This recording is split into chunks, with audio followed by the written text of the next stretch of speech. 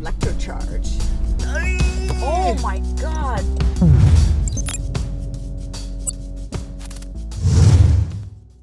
So as you guys know, later on this summer, I'm going to be traveling to New York for the Jaguar I-Pace E-Trophy Series finale during the Formula E weekend. And truth be told, every time I've driven an EV, I have never had to charge it. I've been spoiled. The manufacturer or the dealer has always had it ready for me. So I called in some big friends. Hi, my name is Kiana, and I'm the event and partnership specialist at Flow, which provides EV drivers charging across North America. Excellent. And Lawrence is in the back seat, and he's also my backseat driver for today. Backseat driver. Lawrence, who are you? 2 hands on the wheel, please. Excellent. I'm Lawrence, and just working with Jaguar here with the I-Pace. Excellent. So, guys, like I said, I'm going from Toronto to New York, 800 kilometers. Like everybody else, it's like, what do you know about charging? Do I need an app? Do I need to map out where the stations are in advance? Do I have to stop for 2 hours for a charge? So what are some of those do's and don'ts of owning an EV and driving trips? Well, one of the biggest and top do's about taking a road trip with an EV is get prepared. It's to plan ahead, and Flow is there to make it easy for you. You just have to download our app, which is going to make it easy for you to map out every location you're going to want to stop by, which is most probably going to depend on what range you have on your EV. Okay, so Jaguar I-Pace, what kind of range do I have, Lawrence? So 377 kilometers is the rated range that you have, and that is dependent on your driving style, the characteristics of the way you drive, and what mode you're in, because you do have a variety of modes with the I-Pace, from comfort to eco to dynamic, depending on how aggressive you feel like being.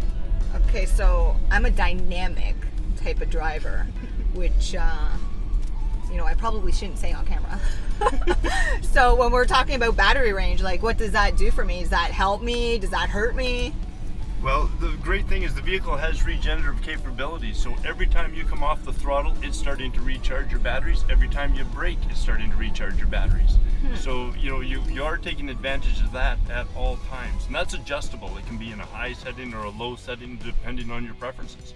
Okay, so I'm going to be doing a lot of highway driving, okay? So I'm not going to be recharging my battery because I'm not stopping and starting and all that stuff. So absolutely. So the speed you travel are going to affect the range that you have. The higher your speed, the more wind resistance you have, and that will certainly reduce battery power if you're trying to travel at a real high rate of speed. But the other thing to consider is if you're just on a drive where you're enjoying yourself, then there's no reason to be traveling at excessive speeds. Have you met me? Unfortunately, I have. Have you seen my driver's abstract? Okay, so back to Kiana. I'm not a techie person at all. So you talk to me about apps and this and that, and how easy is this app? Do I have to put some money into it to recharge? Well, ideally, if you want to make your life easier and you really want to plan your trip ahead, you should download an app from the network that you're planning to use. In this case, we're talking about Flow. And also, to ease your mind, you can know that you can use charging stations once you get in the US with the Flow app or the card if you don't want to use the app. Let's make the right hand. Yeah, Kiana, you said that I can use the Flow app in the US? Yes, absolutely. Because we have so many charging networks that are partners of ours, it makes it easy for you guys to travel with an EV and to have regular road trips just like with a normal car. Okay, and what am I paying? Am I paying through the app? Am I paying in US dollars? Do I just roll up? I want to roll up with you and try to check it out from a Canadian standpoint. We're in Canada right now because that's where I'm going to start. But do I have my phone ready? Yes, my battery dies. You can absolutely use your app to pay. So it's really easy. When you create your account on flow.ca, you can just add some money to your account from your credit card, and then you're ready to use. You can also get the Flow card, which can be good on a road trip in case your cell phone dies. And the Flow card. So you guys actually have like a credit card. We do have both options for you to have only the app or the card, and you just add money into your accounts through your web portal, and that's super easy. Then you just swipe either the app or the card on the charging station, and that's how you pay for it. Super easy. Okay. How do I know there's a charging station coming up? Am I just following that Flow app, or is there signs I should be looking out for? It's super easy. You just look at your app. You can add in the city or the address you're going at, and that's gonna allow you to map out what street you're gonna take or where you're gonna go. It also shows you how many charging stations there are and if they are in use, so you don't get there and they're already taken. It's also gonna show you how much it costs for you to charge. Okay, that's handy. Well, you just answered a lot of the questions I just have. Now, okay, when I pull over, what am I looking for? Am I looking for a certain level to go faster? Because here's the thing, my everyday driver is gasoline. Mm-hmm. Only ever driven gasoline. So I stop at a gas station. It's like 5 minutes, refill, grab a drink, and keep going. What can I expect when I'm pulling over? Should I be looking for a certain level, or? Yes, well, we're aware that people on world trips, especially, they don't really want to spend a lot of time charging. So there are some fast chargers on our networks for you guys to use. So in about 30 minutes, you get almost a full charge of your car. It will depend on the EV you're driving because of the range. So if you have a bigger range, it will take more time. What we suggest, especially if you're going to use a level 2, is to charge up somewhere where you have some things to do that is fun while your car is charging. So if you're going sightseeing and then your car is charging at the same time, you're having fun and you're not really seeing your car getting charged. That's true. So Lawrence, back to the I-Pace. I actually get a lot of range in this car, correct? Yeah, rated at 377 kilometers, and so a lot of people sit and worry about the charging, though. When the reality is there is electricity much more conveniently than there is gas stations. At your home you don't have a gas station, but with an EV vehicle you can just plug in at home. So a lot of people plan their day around a gas station without ever really knowing it. They haven't thought of, it's just become something that we're so in tune to doing, when really electricity is around us everywhere. Yeah, and you bring up a point. So Lawrence, you brought it up previously. Electricity is easy to come by when I'm at home. I'm on my way to a hotel. Should I be looking at hotel-friendly EV charging stations? Well, when you consider, like, just right here in Vancouver, the Fairmont Pacific Rim has, a whole bundle of charging stations. Most major hotels do have charging stations at them. Something you might want to consider, absolutely, if you are on a road trip and you are choosing your hotel, if by chance there's a concern that they wouldn't have it. But you do have your own 110 charger that you can bring with you and plug into any 110 outlet. So, people don't realize how much they plan their life around a gas station. And like myself, my car's low on fuel right now. I'm thinking, okay, am I going to make it all the way home to White Rock before I fuel up, or should I fuel up here before? So we do constantly plan around fuel, and electricity, you would just do the same thing. People will say, do I have to charge my vehicle every night? Well, do you fuel your car every day? No, you wait till it's low and then you charge it up. So it's really much more convenient than people think. It's just getting your head around the way that's going to happen for you. Okay, and this might be good for either one of you guys. So in Toronto, it's a lot colder overnight. So Lawrence, to your point, if I don't want to charge up overnight, but it's colder, is that going to be draining my battery? Does that make sense? Not necessarily draining your battery, but reducing its efficiency or its ability to produce power. So yeah, the one thing you would want to consider is maybe in those situations, depending on what your projected driving is for tomorrow. So again, I live about 45 minutes from Vancouver. If I'm driving to Vancouver and I've got to be there at a certain time, I would plan to either be fueled up or accommodate the time to stop and fuel. So it's just, getting your head around the way you're going to live in your new reality. Yeah, and I mean, it's crazy out here. The fuel costs are astronomical. I mean, we're $1.50 a liter. It's and higher. I've seen some places at 151, 152. It's insane. Yeah, they're projecting we're going to see from 160 to 170 a liter this summer. With the driving season. So I have a question for you guys. Yes. What's the number one thing you should never do with an EV related to charging? Drive like a maniac. So that's bad for you because that's really going to have an effect on your range. You want to go easy and drive at a kind of a safe pace and maybe use your cruise control. That would be good. No, man. I have a luxury performance vehicle. Yeah, but that will extend your range. I bought it to be you a did? luxury performance vehicle. Yes, you did.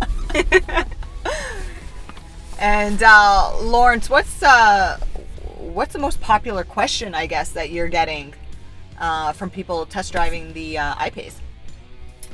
A lot of people comparing it with the Tesla. Certainly when you're looking at the price range, that's where it's comparable. And, so a lot of discussion around the fit and finish. When you look at the manufacturers that have been building vehicles for a lot of years, just the quality and probably in their processes. A lot of people shocked at how quiet the interior is. That's probably the most staggering thing.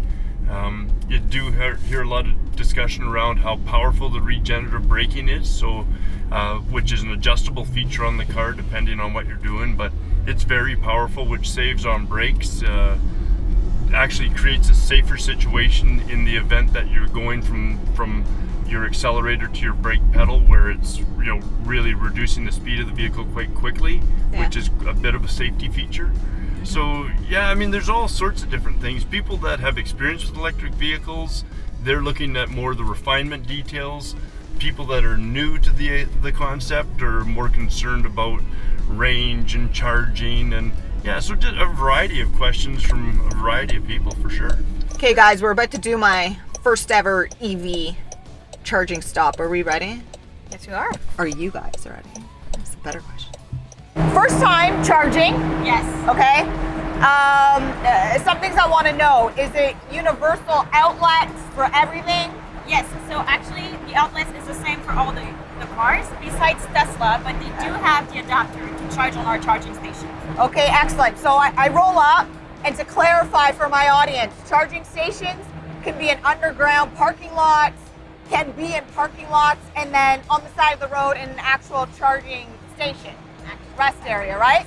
Okay, so what's the first thing I do? I just got to my charging point. What do I do? You have two options. You have either the app, you can see with the map over here, you see wherever all the charging stations are, or you can use the card. You can swipe either over here, and then this little door is going to unlock, and then you're ready to go. Take it. Okay, am I pushing anything? Yes, push the gray button. And it just unlocks, right? Yeah, it's really safe. You don't have to worry over here. Okay. And then you get a car. Okay. And then just to clarify, Lawrence, with the Jaguar, does it have to be on and this will pop open? No, as long as the door is unlocked, you're able to unlock the panel to access the charging port, and then simply plug it in. Okay, excellent. So Kiana, again, I'm one of those super fast people that want to charge quickly. You can let go of it. Okay. Just you don't push on that when you're connecting it. Okay. As easy as a USB in the port. Same thing. Okay, excellent. So when I pull over, am I looking for a level 1, 2 DC? You don't want a level 1. Level 1 is on 120. Okay. It's for your home. You don't want that. It's super long. You want to look for a level 2. And if you're on the road trip, you want to look for level 3. Okay. And Lawrence, you see the way I drive. I like my dynamic mode.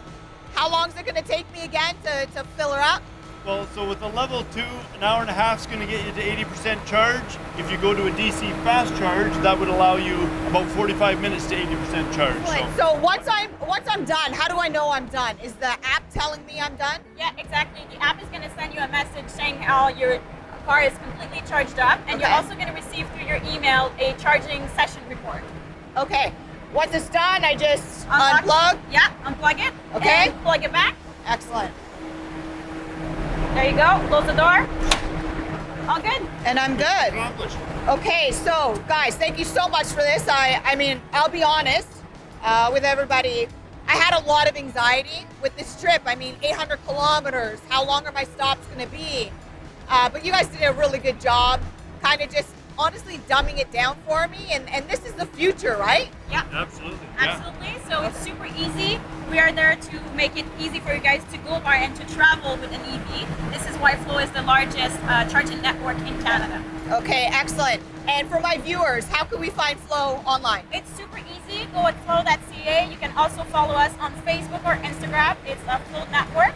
And you can get all kinds of tips for EVs, for charging, and for actually getting on the road.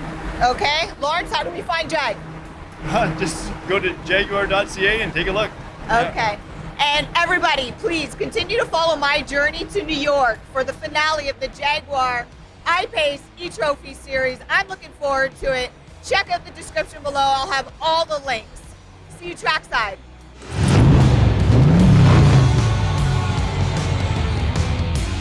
Dave's trying to quit swearing on the worst thing for him. Add this to the outtakes, Dave.